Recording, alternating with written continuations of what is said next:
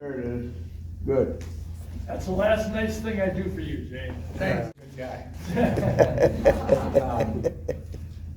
But it was interesting listening to history that went on, because I didn't go back as far as all of you did, but I went back to 1983 when my secretary came into my office and said,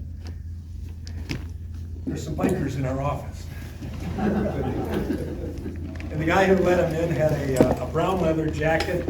I think he had raincoat clothes on at the time.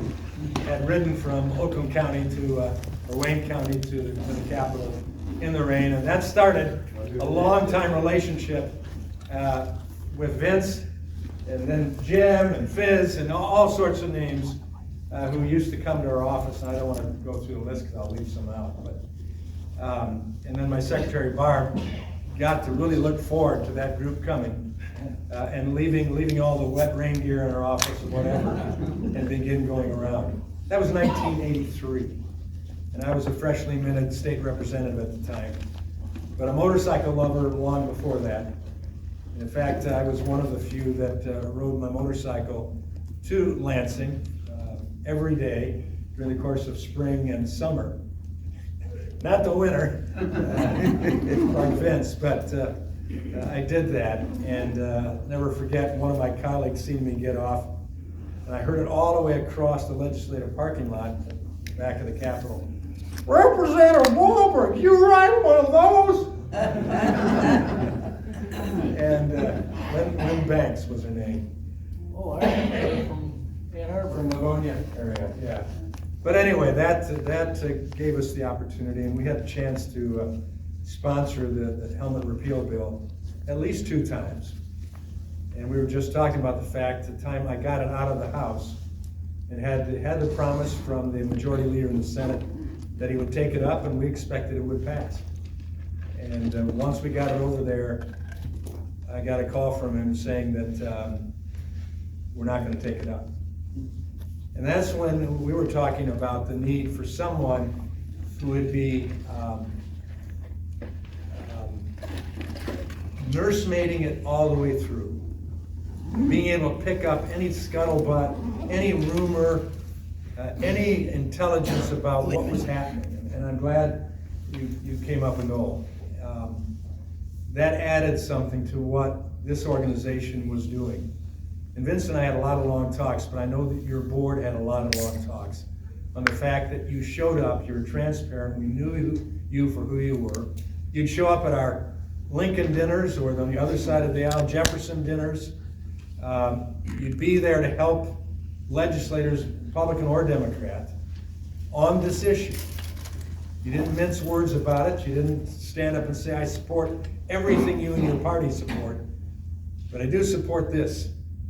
And then gave us the educational tools to help us as we talk to colleagues about it. I'll never forget the first helmet rally at the Capitol that I attended. And here I am. Some of you know that I was a pastor before I went to the dark side.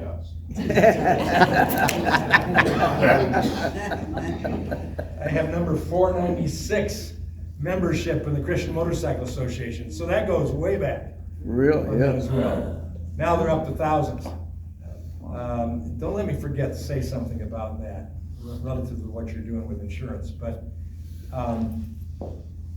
I stood out there in the steps of the Capitol. I had ridden the Sportster on the figure 8 course you had set up on the entry, not steps, but the plaza right out in front of the steps. And of course, all the bikes all around the Capitol, and the rumble as you began to show up. We knew you were there. And I stood up, and then all I could hear was, "Helmet laws suck! Helmet laws suck!" And then you smelled the burning helmet. We'll blame that on Magoo. Yeah.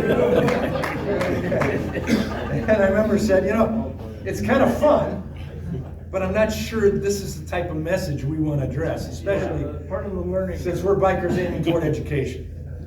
And I knew it was totalitarian enactments, but we had moved from that. And so all of a sudden things started to really clean up, as it were, more professional. You got the shirts. You know, I never got one of those shirts. Product rose.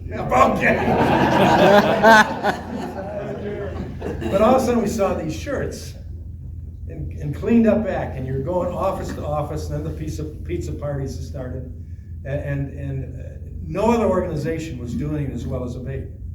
And I say that sincerely. I've said that to the NRA. I've said that to Gunners Owners of America. I've said it to Ducks Unlimited. I've said it to Pheasants Forever. I've said it to all sorts of groups. If you want to know how to do correct lobbying on an issue, watch Abate.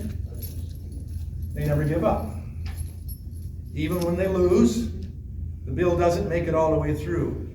They're still back. They're still at the Lincoln dinners, still at the Jefferson dinners. Some of them are running for precinct delegates in either party, and they're staying involved. And they're doing it in a respectful way. You know, when first the staff were really worried, especially our secretaries.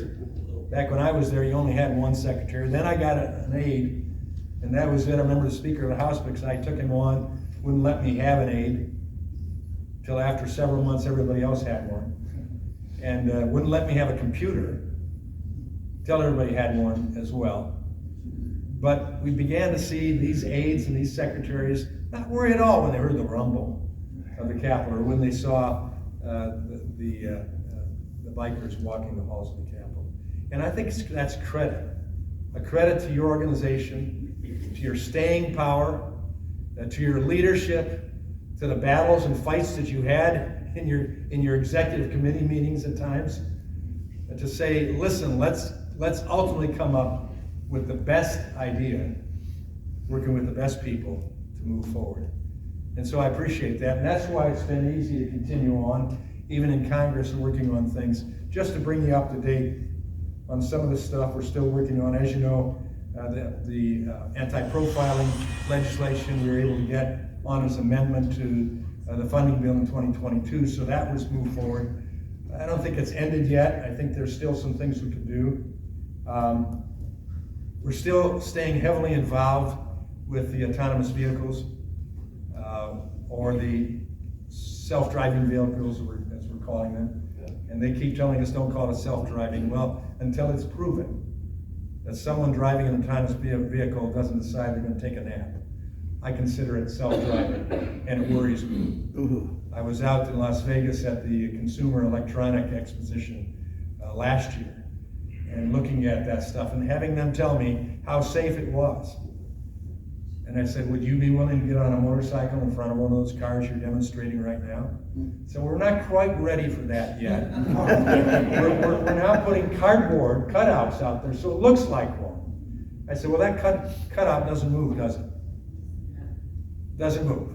And it's not like a bicycle that's generally on the curb, on the side of the road. And so until we get that right, so we continue to work with NHTSA and getting some of our colleagues to join us in letters to the Highway Transportation Safety Authority. The right to prepare legislation, we've got some movement on that. We've had hearings on it. I don't know about you, but I like motorcycles. I just bought another one. It's something I wasn't able to get when I was a kid. A CT90 trail bike. I bought this 1970 trail bike, and my wife, she gets a kick out. Last Saturday I was out riding in the snow. I said I can save a lot of money, 100 miles to a gallon on the thing. I only have to drive 15 miles across the country, backcountry roads and things. I had a ball. Of course, some of the farmers driving past me kind of looking at me strange. Snow on my face coming down the road, but I said, Vince does it all the time, I don't do it. But I like to repair things. I do all the maintenance on my Harley, Road King, and I enjoy that. That's one thing that I can do with my hands and finish it. In legislative life, you never finish anything. That's something I can enjoy. So the right to repair, whether it's a car, whether it's souping up a car, or whether it's souping up a motorcycle, or just doing maintenance on it, repairing it yourself, you ought to. You own that bike. You own that car. You ought to have the ability to do it. The CARS Act, that was my bill. disallowing the federal government from mandating EVs until it's appropriate to do that, which it'll never be. And we're finding that out right now. But the CARS Act still puts in place a prohibition of requiring people to give up their ICE vehicles, fossil fuel vehicles, and go to an EV. And that bill passed the House. It's over in the Senate right now. So we'd appreciate any help we can get on that. I know the manufacturers, motorcycle dealers, and others are very supportive of that, along with the auto dealers as well. But that's an issue that you can join in with. Beyond that, I can tell you that Harley-Davidson, for the first time, has finally started to wake up that they need to show up around the Capitol. Since I've been here. I'm in my 16th year in Congress. And I attended, for the first time ever, a Harley-Davidson reception just this past Wednesday night. And I got a chance to sit on their new live wire. They have it set up on kind of like a treadmill, dyna, and they said, try to keep it under 55. Man, that thing went up to 75 quick. It was unbelievable. Quick, quiet. Would you tell the police that for me? I said, but I do like to have some noise. They said, well, you heard some noise. I said, well, just motor noise. You wouldn't hear it out the road. But anyway, it was an interesting ride. But what was best about it was Harley was there on the Capitol at a local watering hole that legislators hang out at. And I chair or co-chair the House Motorcycle Caucus. So we sent out invitations for Harley for people to show up. And it was amazing how many staffers, how many legislators who don't ride motorcycles showed up and got a chance to see some of the finest Harley iron that you'd want to see. Yeah. Was Congresswoman McLean there? CVOs. Yeah. I think she was. She said she was going to. But nonetheless, I've been trying to get Harley to do that for years. I've been trying to get them to loan us some bikes for the National Ride to Work Day. Yeah. So we can get a few of us who ride, get on the cycles and ride to the Capitol, hold a press conference. And especially if we can get some live wires, we can say, hey, listen, for around town stuff, for commuting, this is a great bike. So we finally got their attention. They've agreed to help us out with that this coming June. And all this is a help to get folks like you more recruits for the future of motorcycling to carry on what you're doing on our behalf. So keep in touch with us. You always promised look for- us a story about insurance in the CMA. Yeah. Pardon? Oh, yeah. It is frustrating to see what the law was when it passed. And to think that legislators, and I've talked with Ruth Johnson, I've talked with Sarah, Yeah. Mike Shirkey, and others over the course of time, and said, why would you think this is acceptable? Why would you want to put the burden unfairly on a person just because they've chosen to ride a motorcycle? And give someone who caused the accident in most cases. Though I say that hesitantly because we all, if we've ridden motorcycles for a lengthy time, it's our fault if we get in an accident, generally speaking. Right. Yeah. Because we got to think that way. No matter if it was their fault, it is our fault. But nonetheless, the Christian Motorcycle Association, HOG, that I'm a member of as well, Yep. all of the other biker groups ought to be hearing from you as to why they are in danger and why they need to join with you. You don't need to say you need to join Abate. You got to get a membership. But let's join together. We bombed the heck out of the Houthis just in the last 2 days, finally, in Yemen. And we did it in an allied fashion. Great Britain, the largest, with us. But we had from the Netherlands, we had from Argentina, we had a number of forces that joined with us in doing the job. I sit on the Conservative Climate Caucus. I don't want that to scare any of you. We figured conservatives ought to be at the table talking about this crazy climate situation. And we're finding out that we need to get other countries and allied with us to fight this issue. Some like Germany, some like Finland, some like, and I could go through the list of countries that are now seeing problems because they believe the climate crazies. And they ended up with Russia providing all their fuel. And now they're in a problem. So they're joining together now to fight this issue. And we were at the COP28 climate conference in Dubai just a few weeks ago. And it was interesting to see how many countries are starting to wake up to that. What I'm saying is these other organizations ought to be joining with you and adding numbers to walk the Capitol with CMA colors on their vests, just like their Abate colors. And the other groups that could join, that would make all the difference in the world to get people to realize that this law can't stay the way it is.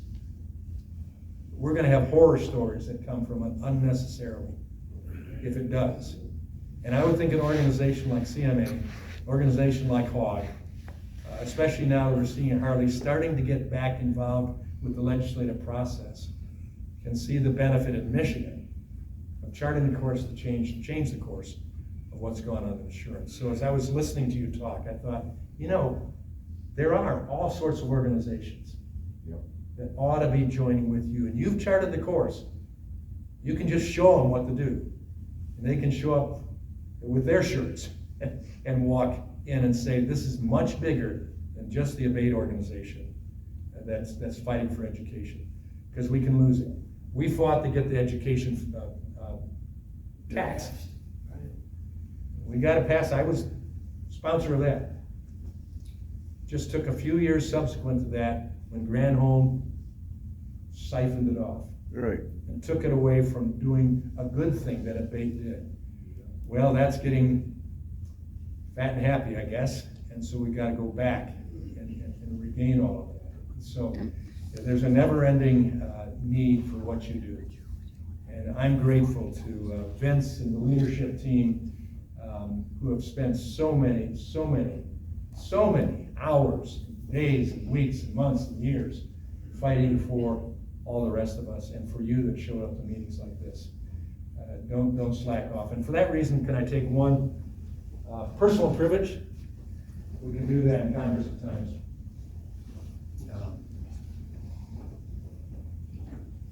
When you're as involved with an organization as Vince has been involved in leading this organization through thick and thin, and when he's touched as many legislators' lives over the years, I can mention Vincent Siglio. Oh, he's that guy that shows up in the winter on a motorcycle. He's that guy that, man, he looks like he crawled out from underneath a rock. That's the best hat I've ever seen him wear. But he's led this organization through thick and thin, and I know it hasn't been easy. I had a flag flown over the U.S. Capitol for Vince. He's a great American.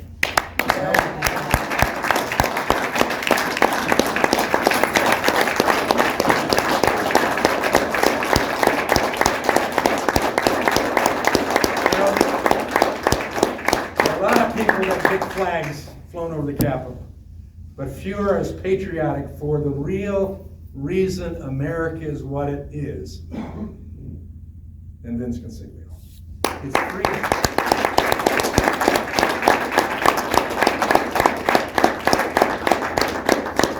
And no matter how ornery you think he might be, he's been a blessing to this organization. Yeah. I had the privilege as well to stand on the floor of the House during 1 minute.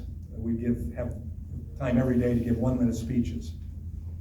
And 1 minute wasn't enough, but it's all I had. And this is what I said, and this is in the congressional record right now. It'll be there forever.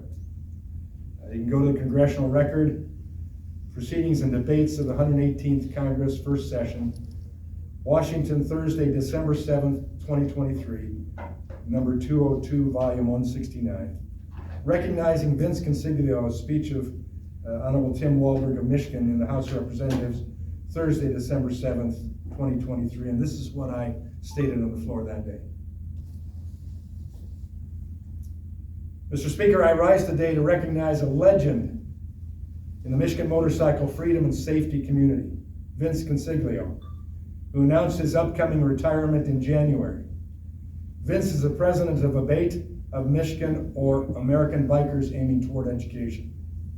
Vince, who has served as president for over 30 years, joined Abate in 1975 and has served in multiple roles, including as Michigan's Chief Motorcycle Safety Foundation instructor, teaching many MSF's instructors the importance of safe riding practices. He's been integral in public education about issues impacting motorcyclists, working with state legislators to increase motorcycle awareness and protect the cherished heritage we share. I have personally known Vince for many years and know him to be a man of character and passionate about motorcycles, especially his Harley. I wish Vince a happy and fulfilling retirement and thank him for his service to his fellow riders and Abate. Vince, it's a privilege to have made that statement. It's probably the best thing you've ever done.